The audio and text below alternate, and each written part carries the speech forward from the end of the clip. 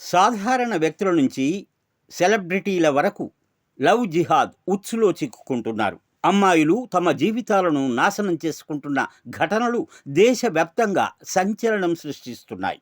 తాజాగా కుంభమేళాలో పూసలు అమ్ముతూ తన అందంతో సోషల్ మీడియాలో మోనాలిసాగా విపరీతమైన క్రేజ్ సంపాదించుకున్న యువతి కూడా ఇలాంటి బాధితురాలుగానే మిగిలిపోయింది. ప్రేమిస్తున్నాడని నమ్మిన ఒక వ్యక్తి అసలు రంగు బయటపడడంతో ఆమె ఇప్పుడు పోలీసులను ఆశ్రయించాల్సిన పరిస్థితి ఏర్పడింది. కుంభమేళా పుణ్యక్షేత్రంలో అపరిచిత వ్యక్తిగా ఉన్న ఈమె సోషల్ మీడియా పుణ్యమా అని రాత్రికి రాత్రే సెలబ్రిటీగా మారింది. ఈ క్రమంలోనే ఫర్మాన్ ఖాన్ అనే వ్యక్తి ఆమెకు పరిచయం అయ్యాడు. అతని మాటలను నమ్మి ప్రేమలో పడిన ఆమె పెద్దలను ఎదిరించి మరి ఫర్మాన్ ఖాన్ను వివాహం చేసుకుంది. పెళ్ళి అయిన కొత్తలో ఈ జంట కేరళలోని తిరువనంతపురంలో సందడి చేస్తూ అందరి దృష్టిని ఆకర్షించారు. తన వైవాహిక జీవితం ఎంతో బాగుందని ప్రపంచానికి తెలిసేలా సోషల్ మీడియాలో పోస్టులు కూడా పెట్టింది ఈమె. పెళ్ళైన కొద్ది రోజులకే ఫర్మాన్ ఖాన్ తన అసలు రూపాన్ని చూపించడం మొదలుపెట్టాడు.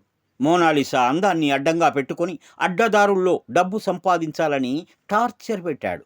శారీరకంగా విపరీతమైన వేధింపులకు గురి చేయడంతో తట్టుకోలేకపోయింది. ఈలోగా మతం మారాలని ఒత్తిళ్లు కూడా పెరిగాయని సమాచారం.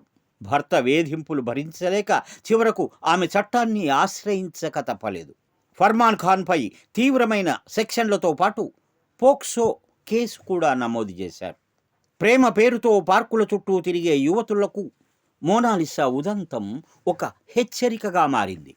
సెలబ్రిటీ హోదా ఉన్నప్పటికీ వ్యక్తిగత జీవితంలో తీసుకున్న తొందరపాటు నిర్ణయం ఆమెను తీరని వేదనకు గురిచేసింది.